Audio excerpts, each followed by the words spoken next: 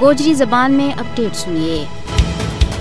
بھارت نے پاکستان کے خلاف ہر ماز کے اوپر ہائبرڈ وار شروع کر رکھی ہے، جس کے واسطے مودی حکومت اپنی تمام تر توانائی خرچ کرتا ہوا پاکستان نہ غیر مستحکم کرنا چاہ رہی ہے۔ ایک پاسے بھارت کی پاکستان میں مداخلت بلوچستان سمیت دوجا علاقہ میں بد امنی کی کوشش سی پیک نہ ناکام کرنے کے واسطے دہشت گرد گروپوں کی حمایت اور انہاں تربیت دینی اس سلسلہ کی کڑی ہیں، جس کی تصدیق بھارتی جاسوس گلبھوشن یادو کی گرفتاری کے بعد ہو گئی تھی۔ بھارتی قومی سلامتی کا مشیر اجیت ڈوول کی پاکستان کے خلاف ہائبرڈ وار کا 3 مقصد ہے: پاکستان نہ غیر مستحکم کرنا، اخلاقی طور پر کمزور کرنا اور تقسیم کرنا، جبکہ بھارت کشمیریوں کی حق خود ارادیت کا حصول کی حق پر مبنی جدوجہد نہ عالمی دہشت گردی دے جوڑن کے واسطے کوشش کر رہی ہے۔ بھارت کی پاکستان کے خلاف ہائبرڈ وار ایک واضح ثبوت عالمی ادارہ نے دیتو، جس نے یورپی یونین میں جعلی خبروں پر کام کرنے والا تحقیقاتی ادارہ EU ڈس انفو لیب نے یہ رپورٹ پیش کی۔ پاکستان کے خلاف پروپیگنڈا کرنے والا بھارتی نیٹ ورک کو انکشاف کیا گیا، جس میں news web sites, think tanks اور NGOز شامل ہیں۔ یہ نیٹ ورک پاکستان کے خلاف جعلی خبریں، تجزیہ اور رپورٹس پیش کرے تاکہ عالمی ادارہ بالخصوص اقوام متحدہ اور یورپی